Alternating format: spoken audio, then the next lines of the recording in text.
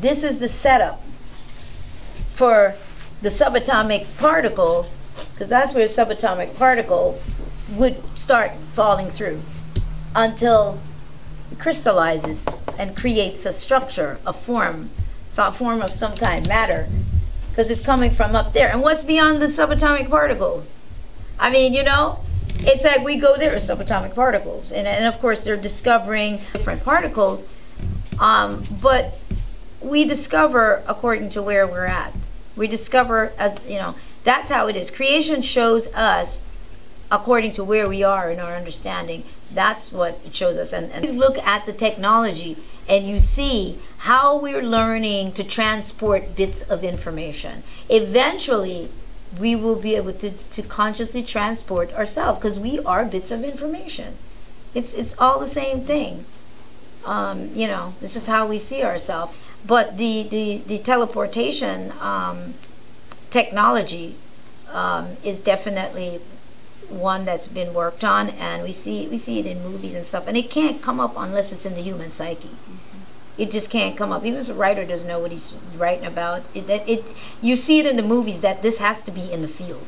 That's how you have to look at it. If they're writing about it, if they're showing it, it's in the field. And it's like a code that I think we set it up for ourselves to get these little clues to trigger us. Those of us who are aware. There are times when I do believe that, I do feel that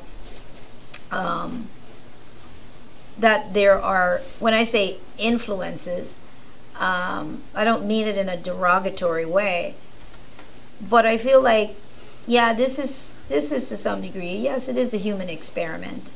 We are experimenting with ourselves. We're experimenting with energy. We're experimenting with the possibilities.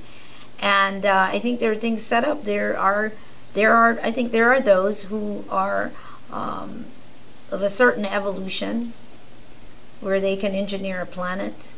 And I think we all have engineered a planet, a universe, that is certainly going out into another area. But when we look at how we design here and what we're understanding on this lesser level, this is the past. This is the past to the future, to one who is creating a universe. That was their past. We are that past. Does that make sense? We are that past. Don't think of it that way. But we are that past. But there is a future. What do we say? You go far enough back, you're in the future. Zillions and zillions and trillions of numbers we can't even go on that would be the past would have to be the future, which is, you know, you figure it out and this is it, you know, back in time. That's why they overlap. Past, present, and future, they exist all at the same time. That's how they exist all at the same time. It's distance that separates the past, present, and future. You can't get to the future. Where's that planet? Oh, so many light years away. Well, how can it be so many light years away? Because it would have to travel there.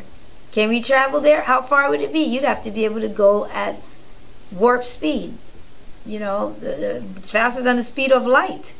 Well, what is that? Isn't that traveling? Isn't that distance? Distance would then what? Get you into the future, right? To travel, to be able to travel that fast would put you into the future, but they wouldn't even consider it a future because you're just simply there in that now. The future is just another now. It's just another now.